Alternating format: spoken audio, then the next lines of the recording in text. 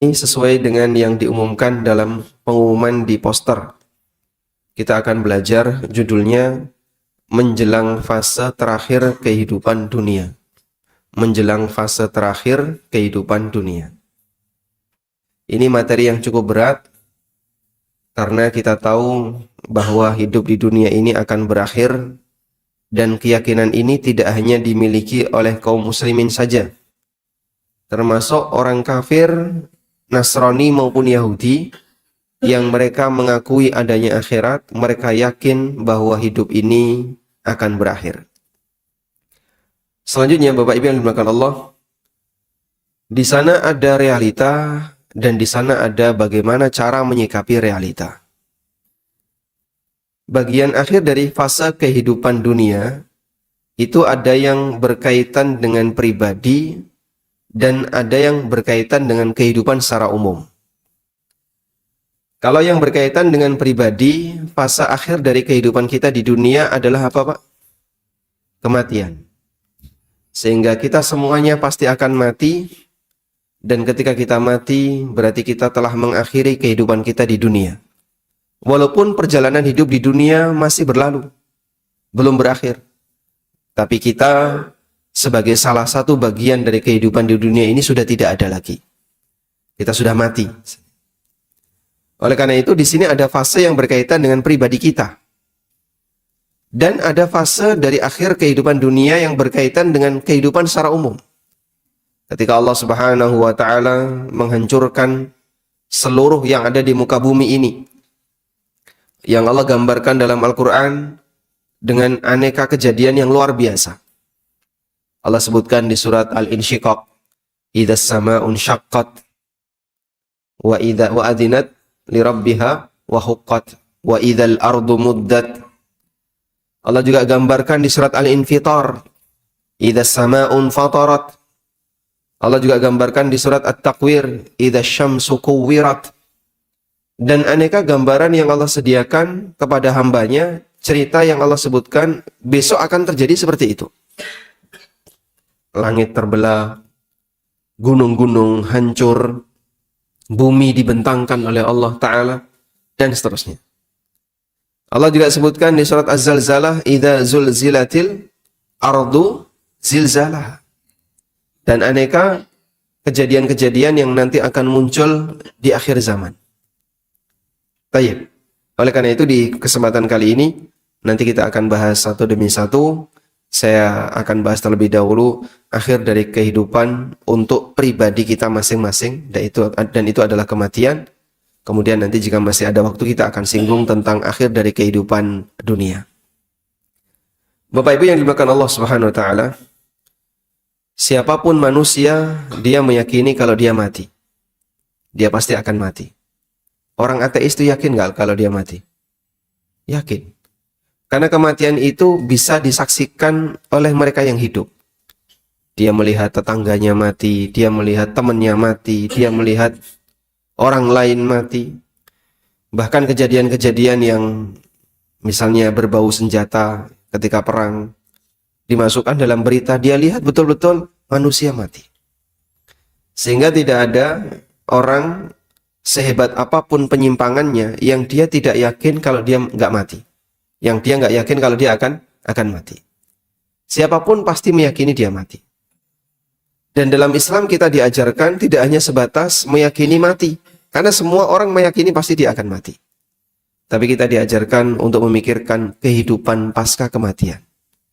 Bar mati ono apa, setelah kita mati akan ada apa yang ingin kita jalani dan seterusnya. Karena itulah jamaah yang dimuliakan Allah, sebatas meyakini kematian ini dimiliki oleh setiap hamba yang dia melihat semua kejadian kematian itu. Tapi bagi seorang muslim, kita punya tambahan tugas. Bagaimana caranya agar kita bisa hidup nyaman pasca kematian. Kematian pasti akan datang walaupun seorang hamba bersembunyi di dalam gua yang sangat dalam. Allah Subhanahu wa taala menyebutkan, "Ainama takunu yudrikumul mautu walau kuntum fi burujin musyayyada. Dimanapun kalian berada, yudrikumul maut. Pasti kematian itu akan mendatangi kalian. Walau kuntum fi burujin, meskipun kalian berada di dalam bangunan yang buruj. Buruj itu tower, bangunan yang tinggi. Musyayyadah yang sangat kuat. Karena siapapun, kullu nafsin dha'iqatul maut, semua yang bernyawa pasti akan pernah merasakan kematian. Nah, menjelang kematian itu ada apa jamaah? Menjelang kematian, seorang hamba diperintahkan untuk beramal. Dan amal yang diperhitungkan sebagai penentu adalah amal yang berada di bagian ujung dari kehidupan masing-masing manusia. Karena itu Allah tegaskan dalam Al-Quran, atau Nabi SAW tegaskan dalam hadisnya, innamal a'malu bil khawatim. Sesungguhnya amal itu ditentukan oleh al-khawatim, oleh ujungnya. Kalau ujungnya baik, maka seluruh fase kehidupan dia dianggap baik, dan sebaliknya ketika ujungnya buruk, maka fase-fase kehidupan dia disebut atau dinilai sebagai fase kehidupan yang buruk. Sehingga penentunya adalah di bagian ujung.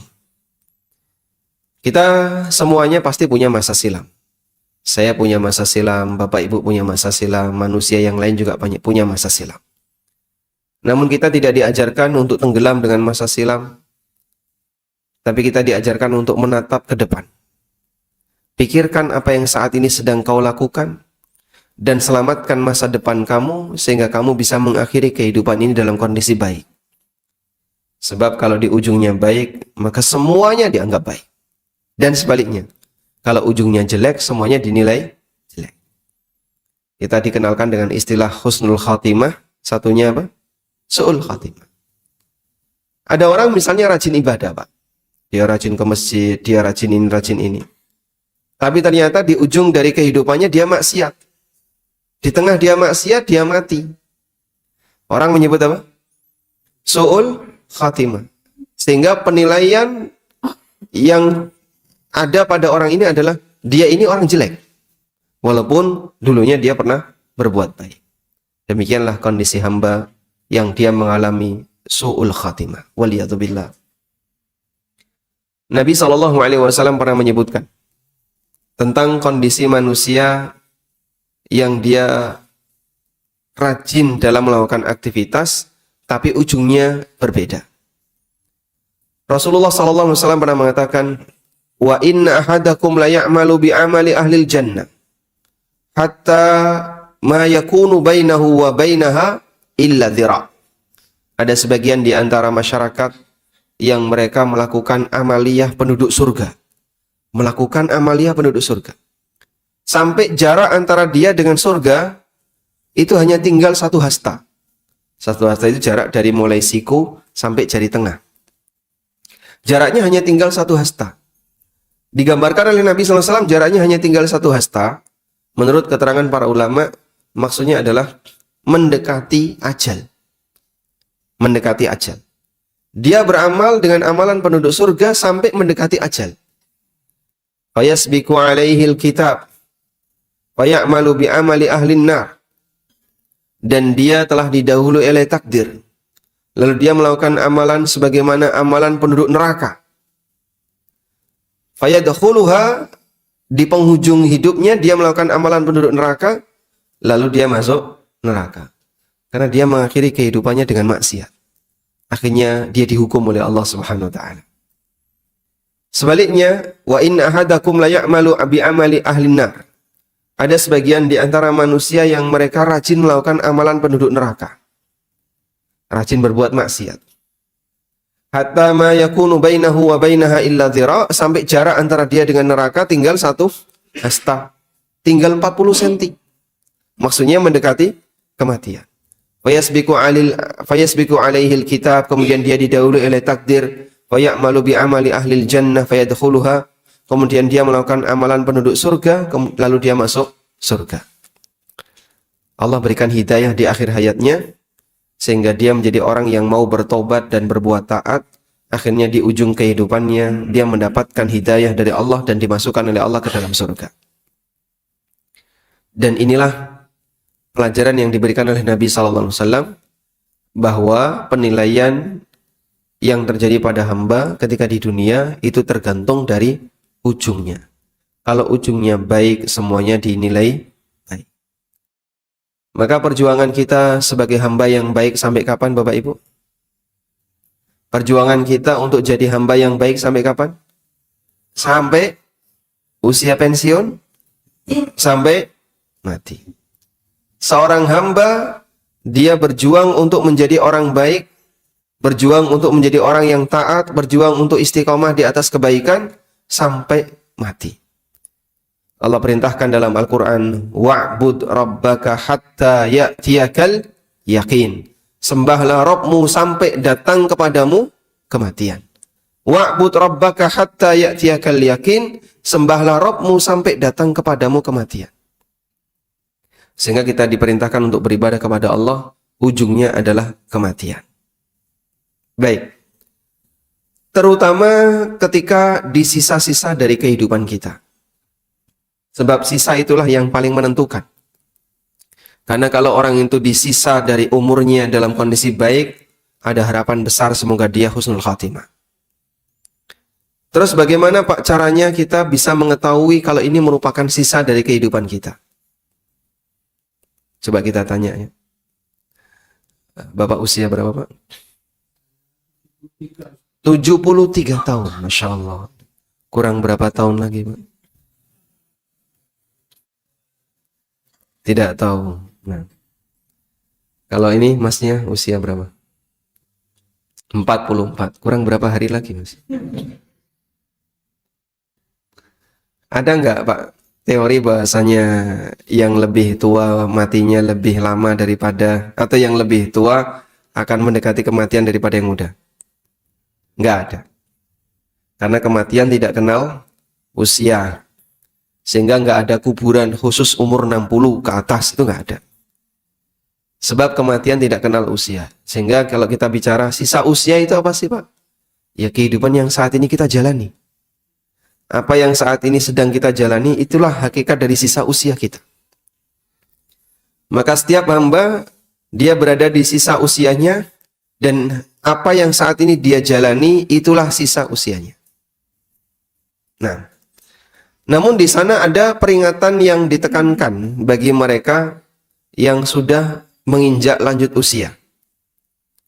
Allah berfirman di surat Fatir ayat 37. Allah Subhanahu wa taala mengatakan, menceritakan tentang bagaimana kondisi penduduk neraka. Wa hum yastarikhuna fiha. Penduduk neraka itu teriak-teriak ketika di neraka. Rabbana akhrijna. Lalu mereka minta kepada Allah, ya Allah keluarkanlah kami dari neraka. Na'mal salihan, agar kami bisa beramal saleh.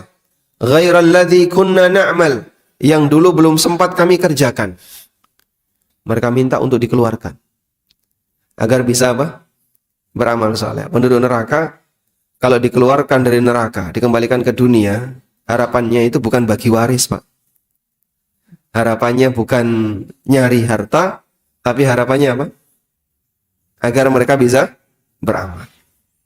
Rabbana akhrijna minha. Ya Allah, Rabbana akhrijna, keluarkanlah kami dari neraka.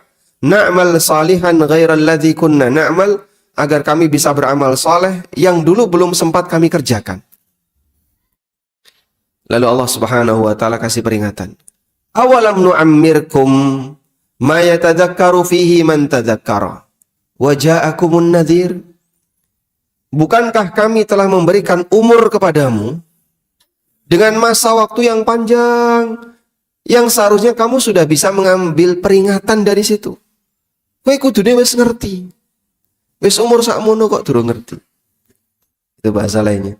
Bukankah kami telah memberikan umur kepadamu dengan masa usia yang panjang, ma yatadzakkaru bihi man tadzakkara, yang seharusnya kamu bisa mengambil peringatan darinya. Waja'akumun nadhir, dan telah datang kepadamu an-nadhir, sang pemberi peringatan. An-nadhir, sang pemberi peringatan. Apa yang dimaksud dengan an-nadhir di sini? Para ulama berbeda pendapat mengenai makna an-nadhir dalam ayat ini. Dan Di antara pendapat yang ma'ruf, yang masyhur di kalangan ahli tafsir, yang dimaksud telah datang kepadamu peringatan, maknanya adalah uban. Kowe dhisik kan rambutmu wis putih to. Inji ya Allah. Kowe dhisik jenggotmu wis putih. Inji. Badanmu sudah lemah. Betul. Lah kok sik kaya ngono? Misalnya. Sehingga ada orang yang sudah diberi oleh Allah tanda-tanda dia itu sudah berada di ujung dari kehidupan dunia. Tapi dia belum berubah. Semangatnya untuk nyari harta masih dominan. Orientasi dia untuk mengumpulkan duit masih sangat tinggi. Kemudian interaksi dia dengan orang lain belum ditata dengan rapi. Padahal sudah banyak peringatan yang datang kepadanya. Kalau turu wis pegel linu, nek melaku loro kabeh, kilungguh ora jenak, maka nek pengajian golek senderan.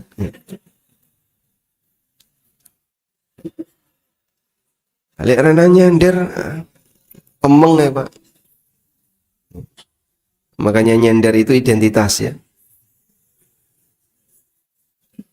Baik. Nah, peringatan-peringatan itu sudah kita rasakan Pak. Namanya fisik ya Pak. Makin lama itu makin sempurna atau makin melemah Pak? Melemah. Karena Allah tegaskan dalam Al-Quran, Allah ciptakan manusia min dha'fin. Thumma ja'ala min ba'di dha'fin quwwah. Thumma ja'ala min ba'di quwwatin dha'fan wa syaibah. Allah ciptakan manusia dalam kondisi lemah. Kemudian Allah jadikan dia lebih kuat, semakin kuat. Kemudian setelah kuat, Allah jadikan dia melemah lagi dan beruban. Yakhluqu ma yasha. Allah ciptakan sesuai dengan apa yang dia kehendaki. Dan itulah lutfullah. Bagaimana cara Allah menyikapi hamba dengan lembut. Sehingga peringatan itu tidak diberikan dengan keras. Tapi peringatan itu diberikan dengan bertahap. Badan mulai beruban, rambut mulai beruban, badan mulai melemah. Yang seharusnya orang sudah mulai sadar. Sebentar lagi kita mau pulang untuk selamanya dan tidak akan kembali. Nah, kalau sudah mau pulang untuk selamanya, mengakhiri dari kehidupan dunia, terus persiapannya apa, Pak? Persiapannya sebagaimana ketika orang mau pulang. Dia membawa bekal. Persiapannya, dia membersihkan dirinya dari kotoran. Persiapannya, dia semakin dekat dengan yang punya akhirat, agar nanti disayang oleh zat yang memiliki akhirat. Itulah persiapan yang harus dilakukan. Terutama jamaah, coba Anda lihat bagaimana cara Islam mengajarkan kaum muslimin sebelum menghadap Allah. Bapak kalau mau salat, ibu kalau mau salat, ngapain yang harus dilakukan? Bersuci. Yang ada najisnya, dihilangkan dulu najisnya, dibersihkan najisnya. Yang dalam kondisi hadas, dibersihkan hadasnya dengan cara mandi, atau wudu, atau tayamum. Barulah kita menghadap Allah dalam kondisi suci dari najis dan suci dari hadas. Kita sholat. Bagi mereka yang mau beribadah di titik kiblat, persiapannya lebih panjang, Pak. Ngambil mikot dulu, lalu dia memakai kain ikhram, meninggalkan semua larangan-larangan ikhram. Kemudian dia beribadah di titik kiblat untuk menghadap Allah Subhanahu wa Ta'ala. Persiapannya lebih panjang. Demikianlah kita diajarkan. Maka seorang hamba sebelum menghadap Allah berpulang kepada Allah Ta'ala untuk selama-lamanya, dia harus mensucikan dirinya dari apa? Noda-noda dosa. Bersihkan diri kita dari noda-noda dosa. Karena kita mau menghadap Allah Subhanahu wa Ta'ala untuk selamanya, sebagaimana ketika kita mau menghadap Allah ketika mau salat, ketika menghadap Allah dalam ibadah yang kita lakukan di titik kiblat, maka kita ketika mau menghadap Allah untuk berpulang selamanya, bersihkan diri kita dari aneka dosa dan maksiat. Caranya pripun, Pak? Cara yang pertama, rajin berbuat ketaatan dan banyak beristighfar. Allah perintahkan kepada Nabi-Nya SAW sebelum mengakhiri hayat beliau untuk banyak bertasbih dan beristighfar. Sebagaimana yang Allah sebutkan di surat Idza jaa nasrullahi wal fath. Idza jaa nasrullahi wal fath wa ra'aitan nasa yadkhuluna fi dinillahi afwaja. Apabila telah datang Fathu Mekah dan kemenangan, dan kau lihat banyak orang berbondong-bondong masuk Islam. Perintah Allah apa? Fasabbih bihamdi rabbika wastaghfir.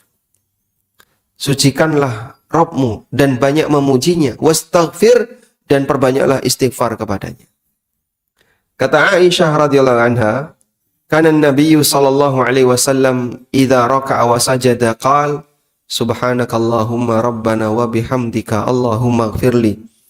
Subhanakallahumma rabbana wa bihamdika Allahumma ighfirli. Beliau sering membaca kalimat ini. Nabi SAW ketika rukuk dan sujud di akhir hayat beliau itu sering membaca kalimat ini. Subhanakallahumma rabbana wa bihamdika Allahumma ighfirli. Yu'awwilul Qur'an, beliau mentakwil Al-Qur'an. Maksudnya adalah mengamalkan isi dari perintah Al-Qur'an. Ini seorang nabi yang itu diajarkan oleh Allah Ta'ala ketika mau mengakhiri dari kehidupan beliau, karena surat An-Nasr, idza jaa nasrullah, itu turun ketika kapan? Turun ketika Haji Wada. Atau turun sebagai surat terakhir itu yang turun kepada Nabi sallallahu alaihi wasallam. Ada ayat terakhir turun dan ada surat terakhir turun. Turun kepada Nabi sallallahu alaihi wasallam di bagian akhir. Sehingga beliau diajarkan untuk mengakhiri dari kehidupanmu, perbanyaklah memuji Allah dan beristighfar kepada Allah, karena sebentar lagi beliau akan kembali kepada Allah untuk selamanya. Umatnya juga diajarkan demikian. Kita mau pulang Bapak Ibu, maka sebelum pulang bersihkan dulu jiwa dan raga kita dengan cara memperbanyak istighfar kepada Allah. Mohon ampun kepadanya. Baik. Selanjutnya, upaya yang bisa kita lakukan ketika di penghujung kehidupan adalah memperbaiki diri di bagian akhir dari kehidupan. Memperbaiki itu bisa maknanya adalah apa yang belum benar tolong segera diluruskan. Apapun bentuknya. Misalnya, saya kok merasa Pak, sholat saya kayaknya belum benar. Kerasa kaya ngono, alhamdulillah, itu awal dari datangnya hidayah. Merasa belum apa? Belum sempurna. Karena kita ini penuh dengan kekurangan. Kita ini penuh dengan kesalahan. Maka kita ketika merasa bahasanya masih banyak yang kurang dari ibadah yang kita lakukan, masih banyak yang kurang dari ketaatan yang kita lakukan, itu awal dari membuka diri untuk menerima hidayah. Tapi wong nek wis krasa paling bener, susah untuk diubah. Pak nyuwun sewu Pak, salate Bapak keliru. Kowe kira kok nilai saya, awakmu dudu Tuhan. Nah, misalnya. Kok menilai ibadah saya? Ada banyak orang yang ketika dikoreksi dia nggak mau. Dan ketika diluruskan dia nggak mau. Mohon maaf ya, banyak orang yang ketika sholat di masjid itu masih belum baik. Misalnya tentang bagaimana cara gerakan yang sesuai sunnah Nabi SAW, tentang bagaimana bacaan-bacaan dzikir yang sesuai sunnah, bagaimana cara khusyuknya, masih banyak yang kurang. Memperbaiki di usia senja artinya merasa bahwa kita masih banyak yang kurang sehingga ada upaya untuk memperbaikinya.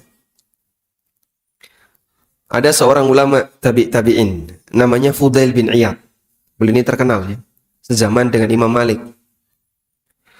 Fudail bin Iyad rahimahullahu ta'ala itu pernah ketemu dengan seseorang yang usianya 60 tahun.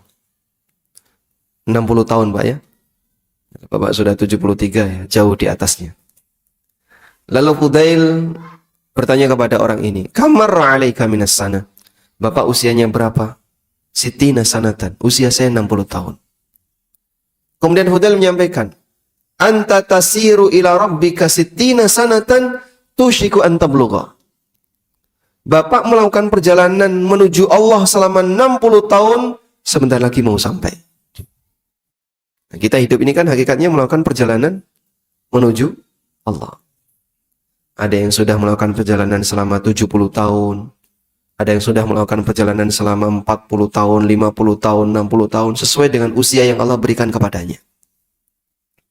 Nah, orang melakukan perjalanan selama puluhan tahun, berarti kan sebentar lagi mau sampai.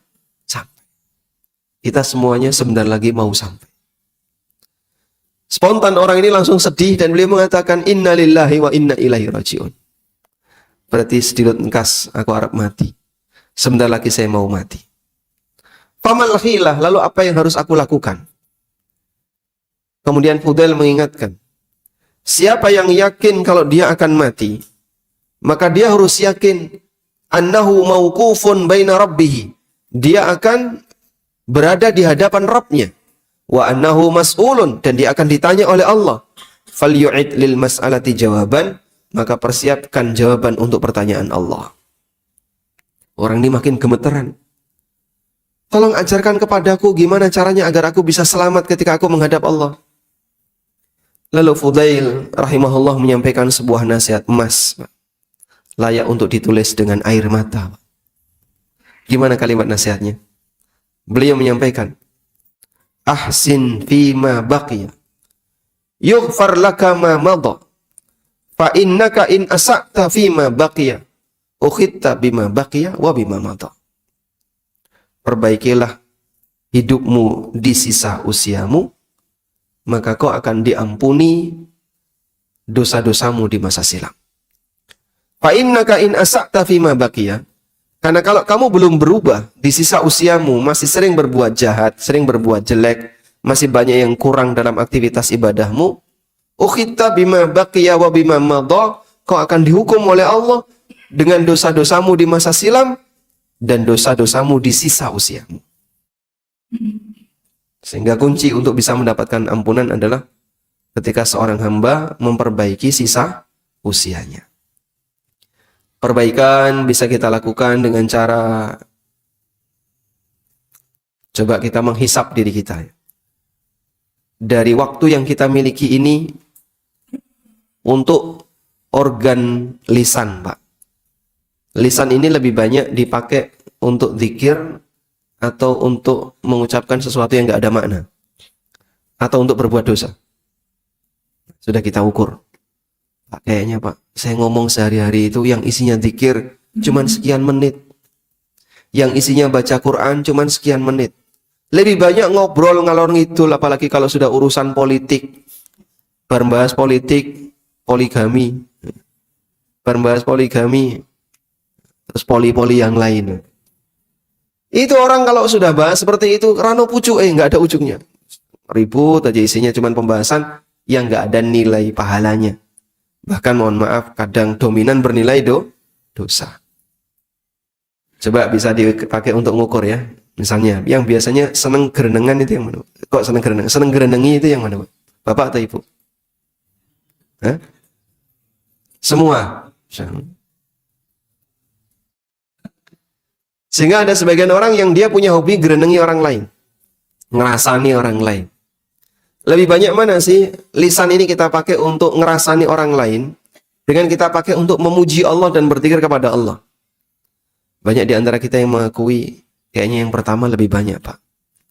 Baik, berarti lisan kita lebih sering dosa daripada berbuat taat. Itu baru lisan. Pindahkan sekarang, naik ke mata.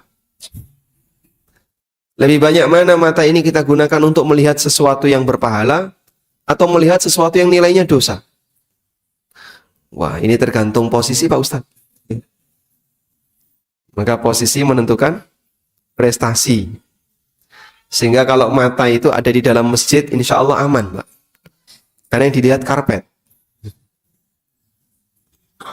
Tapi kalau mata sudah berada di mall, mata berada di pasar, mata berada di jalan, dan seterusnya, ini mungkin akan lebih dominan maksiat.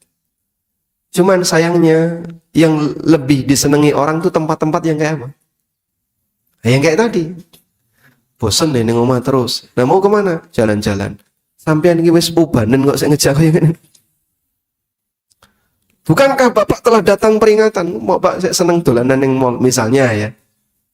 Yang seharusnya dia sudah mulai harus betah di dalam masjid, sudah mulai harus betah di tempat-tempat ibadah, tapi dia nggak betah di tempat seperti itu. Makanya kadang ada kajian misalnya, bersubuh ngaji, lo yang milih mulai turu. Ada yang kayak gitu, Pak? Eh? Banyak.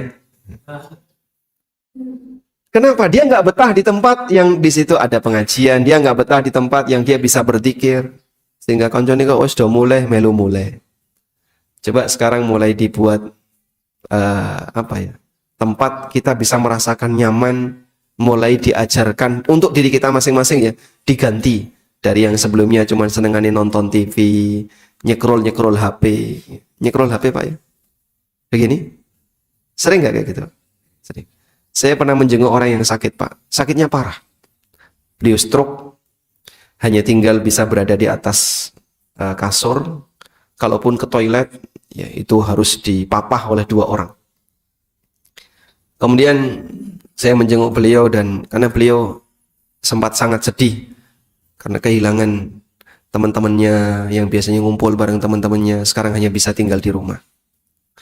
Lalu saya sempat menyarankan, insya Allah ada hiburan yang Bapak bisa lakukan. Apa itu? Kajian. HP Bapak dipenuhi dengan kajian. Rasakan lezatnya mendengarkan tausiah, lezatnya mendengarkan Al-Quran dan seterusnya. Lah piye carane? Boleh saya minta saya pegang HP-nya? Silakan. Tak setting HP-nya ya. Tak downloadkan kajian-kajian atau apa. Dah, begitu saya buka YouTube, Pak. Masya Allah. Ternyata di situ kan ada apa istilahnya? Historinya. Loh, Masya Allah, historinya kok kayak gini. Ya, langsung dihapusin nih, tak hapus. Ini bahaya ini. Dalam posisi beliau sudah sepuh ya. Usianya 70-an, dalam kondisi stroke. Nah, itu kan kudu wis sadar ya. Ya, nanti kan barangkali bisa sembuh, bisa main bal-balan lagi. 70 stroke kok seangan-angan bal-balan gitu. Mungkin bisa pit-pitan, Pak. 70 stroke, berharap sembuh bisa pit-pitan. Ya mungkin bisa ya. Peluangnya ada nggak? Ada, tapi kecil. Seharusnya kan sudah di usia lanjut, sudah banyak fisik yang lemah dalam kondisi sakit seperti itu, sudah mulai mikir persiapan untuk pulang. Tapi kadang obsesi manusia untuk saya pengen sehat. Nanti kalau sehat, saya mau sepedaan, saya mau kesini. Dia sudah nggak sadar dengan usianya. Wajah aku menadhir padahal sudah datang peringatan baginya. Nah, seperti ini perlu dilatih. Kalau orang tidak pernah latihan memindahkan kenikmatan dari kenikmatan fisik ke kenikmatan batin, sulit bagi dia untuk merasakan kenikmatan batin. Karena kan kenikmatan itu ada 2 ya. Kenikmatan fisik waktunya lebih pendek. Loro untu siji. Walaupun makanan itu nikmat di depan Anda, mau makan enggak? Enggak. Itu baru dicabut oleh Allah sebagian nikmatnya. Gigi 1 sakit, di depan ada sate, tongseng, duren, radoyan kabeh. Baru 1 gigi yang sakit. Apalagi kalau sudah lanjut usia. Wis ra iso ngunyah. Ya mangan daging dimut. Daging kok dimut toh, Pak? Lah wis ra iso ngunyah. Tapi harapan dia untuk bisa menikmati itu pengen seperti anak-anak muda.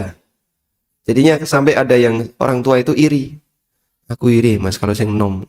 Nah sampean dhisik tau nom to, Pak. Tapi dhisik pas nom rano kaya ngene, Mas.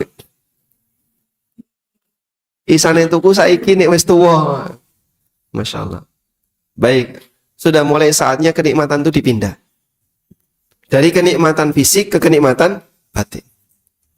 Cara pindahnya gimana? Bapak coba berlatih untuk merasakan kenikmatan yang suasananya ada di batin. Zikrullah itu nikmat nggak, Pak? Bagi mereka yang bisa merasakan nikmat batin zikrullah. Salat itu nikmat nggak? Kok berat kalian jawab? Salat itu nikmat nggak? Sangat nikmat. Bagi mereka yang bisa merasakan. Bagi yang belum bisa merasakan, salat rodok suwe saya ya protes. Sehingga salat tarawih kok imamnya rodok suwe gitu. Berapa? Salam disian. Dia lebih milih golek masjid yang cepat kono wae.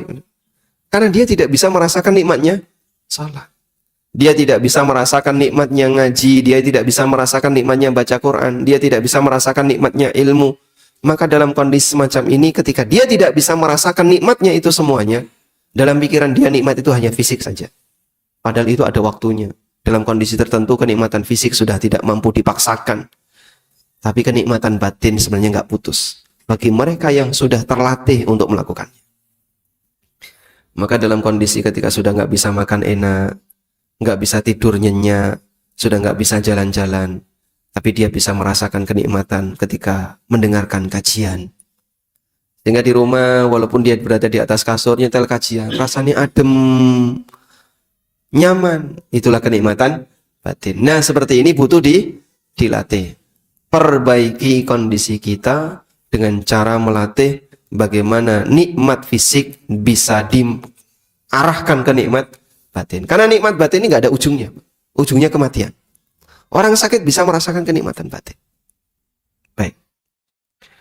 Kemudian bagian akhir ya dari kehidupan manusia adalah kematian, dan kematian itu sekali.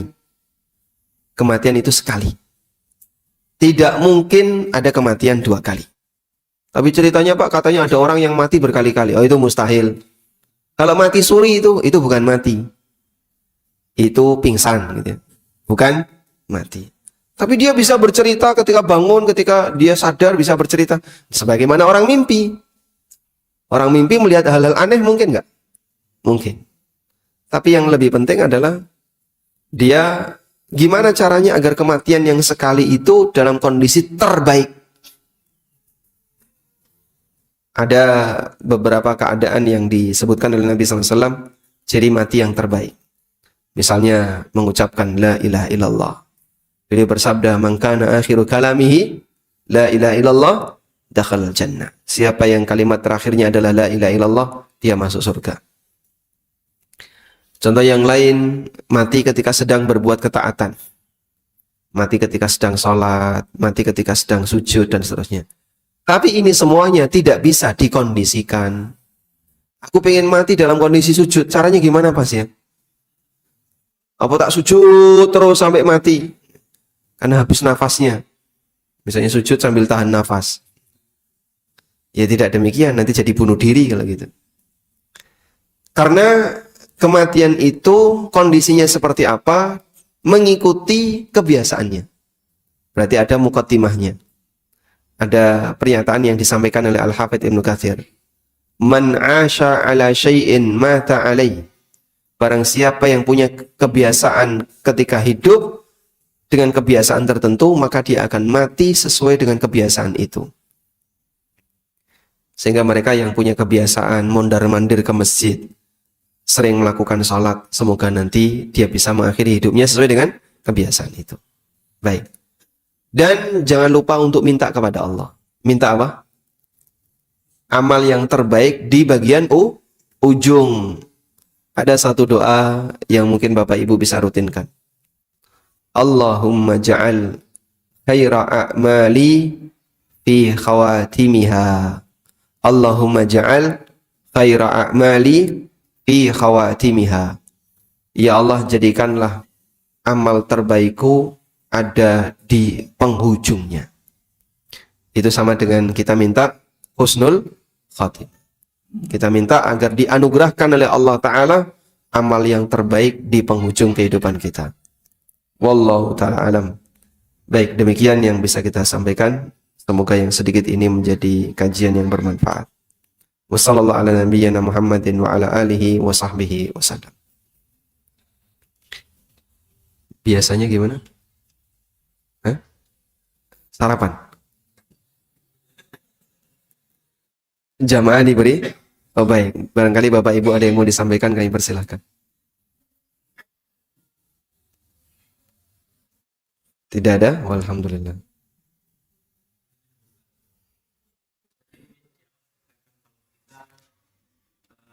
Hidup baik dan ketika hidup akan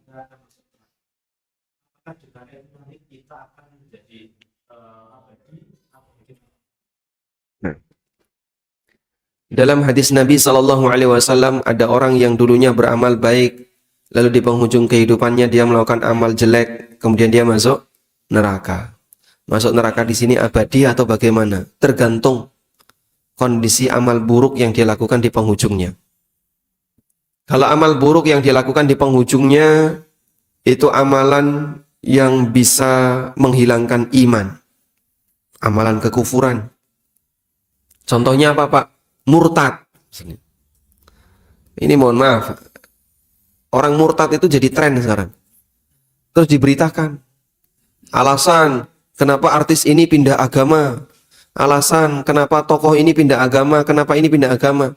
Islam tidak rugi ketika dia keluar dari Islam. Sehingga misalnya ada pejabat, orang yang sangat kaya misalnya, lalu dia murtad, apakah agama Islam rugi? Tidak. Allah tetap maha kuasa, walaupun hambanya tidak mau taat kepadanya. Dan kadang ada kesan seperti itu, untuk membuat sedih kaum muslimin. Orang-orang yang murtad itu di blow up di berita. Terutama mohon maaf ya, para wartawan-wartawan yang ateis. Banyak wartawan yang ateis. Wartawan ateis, wartawan anti agama, wartawan anti Islam. Terutama Islam yang jadi sasaran. Karena hanya kaum muslimin yang komitmen agamanya itu masih terjaga. Maka mereka kalau ada berita tentang murtadnya A, murtadnya B, itu diangkat di permukaan. Gimana caranya biar banyak kaum muslimin yang sedih. Dan terutama biar nanti diikuti. Sehingga dia menyebarkan keburukan untuk ngajak orang bareng-bareng melakukan keburukan. Kalau sampai murtad, ya nanti abadi di neraka. Kemarin saya dapat berita ini, Pak. Kejadiannya ada di Malang. Ada seorang khatib yang meninggal dunia. Lalu takmir dapat info bahwa si A yang biasanya khutbah di masjid itu, punya jadwal rutin khutbah, meninggal dunia. Akhirnya takmir layat ke rumahnya. Begitu sampai di rumahnya, apa yang terjadi? Ternyata dia ditangani dengan cara Hindu. Apa namanya? Ngaben ya? Hah? Ngaben. Jadi jenazahnya itu dingrukti, ditangani dengan cara Hindu. Loh, kok ditangani Hindu kenapa? Beliau ini beragama Hindu. Sejak kapan? Sudah lama dia itu pindah ke agama Hindu. Sehingga selama ini itu mungkin jadwal sudah bertahun-tahun ya. Dia khutbah dalam kondisi beragama Hindu dan dia nggak pernah lapor kalau dia sudah murtad. Sementara masyarakatnya nggak ada yang tahu. Nah itu terus gimana? Dulunya Muslim, kemudian dia mungkin pinter bicara, pinter ceramah, punya jadwal khutbah. Terus dia murtad berubah jadi Hindu, tapi jadwal khutbah belum hilang terus. Ya kan ini sumber pendapatan dia mungkin ya. Makanya dia nggak mau putus. Sampai akhirnya dia mati, dilayati oleh takmir, ternyata jenazahnya ditangani dengan cara Hindu. Subhanallah, keajaiban Indonesia. Sehingga yang seperti ini mungkin saja terjadi. Nah, kalau kayak gini caranya, maka dia abadi di neraka. Ada seorang ulama, Pak. Ulama ini, Pak. Dia nulis buku yang sangat bagus. Buku itu 2 jilid. Saking bagusnya buku ini membantah kelompok Syiah. Saking bagusnya buku ini sampai dikomentari oleh ulama yang lain, laqad ishtara bi kitabihil jannah. Orang ini telah membeli surga dengan kitabnya. Namun di akhir hayatnya dia jadi ateis. Dan memperjuangkan ateis, mendakwahkan ateis. Padahal dulunya ahli tauhid, mengarang buku tentang tauhid yang sampai dikomentari dia telah membeli surga dengan kitabnya. Namanya Abdullah Al-Qasimi. Dia salah satu ulama dulu, kemudian murtad dan jadi ateis. Baik. Silakan di belakang.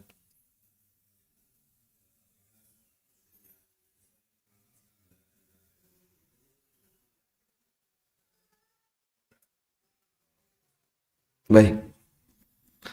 Ada pertanyaan, apakah seorang muslim yang sering melafalkan la ilaha illallah dia nanti akan mendapatkan husnul khatimah dan dipermudah untuk mengucapkan la ilaha illallah?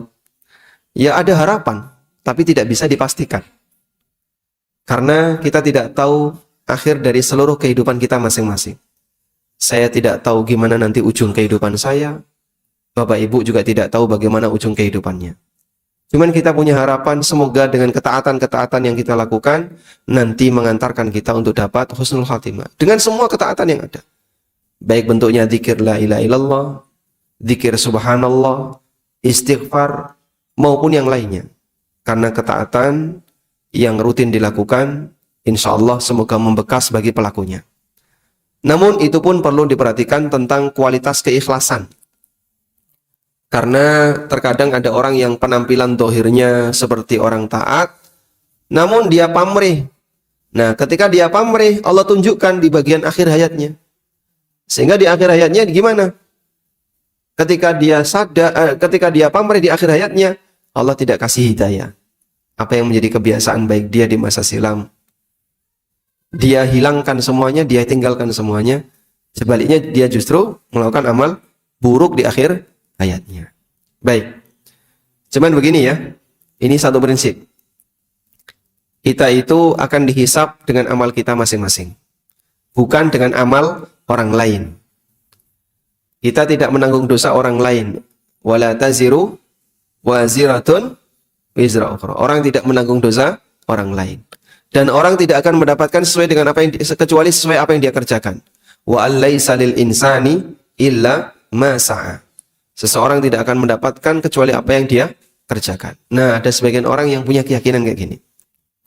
Sing penting dadi wong muslim ki ya wis tau syahadat walaupun ping pisan seumur hidup. Nah, sudah ra salat ra poso ora apa-apa, sing penting nanti nek mati ditahlilke. Nah, sehingga mati melbu tahlil. Nah, keyakinan seperti ini banyak. Sehingga masyarakat kita jadinya menggantungkan kepada perbuatan orang lain. Engko nek aku mati ya ditahlilke. Terus nek ditahlilke, nek ditahlilke mesti mlebu swarga to, Mas. Padahal orangnya nggak pernah sholat. Dan ini banyak sekali, Pak. Saya ketemu dengan beberapa orang yang dia nggak pernah sholat. Kalau puasa bawa sepeda ngerokok ke sawah itu kalau ngerokok. Raposo, terang-terangan raposo. Tapi dia punya keyakinan, so aku nek mati kan KTP ini muslim, KTP ini Islam. So aku nek mati ya, kok ditahlilke tonggo-tonggo, nek ditahlilke masuk surga. Ini keyakinan bahaya. Ya sama seperti penganut agama sebelah. Antara yang rajin ke tempat ibadah dan yang enggak rajin, balasannya sama. Dua-duanya masuk surga. Karena sudah ada sang juru selamat yang akan menghapus seluruh dosanya. Apa bedanya antara yang rajin dan yang nggak rajin? Mending nggak rajin. Agama-agama permisif seperti ini berbahaya. Maka dalam Islam kita tidak diajarkan demikian. Jadilah hamba yang rajin untuk berbuat ketaatan dengan ikhlas. Semoga dengan itu akan mengantarkan diri kamu untuk mendapatkan husnul khatimah. Baik dengan rajin baca tahlil, dengan rajin baca tahmid maupun yang lainnya. Wallahu a'lam. Baik, pun cekap ya. Sekarang jam 5:30. Baik, demikian yang bisa kita sampaikan. Semoga yang sedikit ini bermanfaat. Wassallallahu ala nabiyyina Muhammadin wa ala alihi wa sahbihi wasallam. Wa akhiru da'wana anil hamdulillahi rabbil alamin. Wassalamualaikum warahmatullahi wabarakatuh.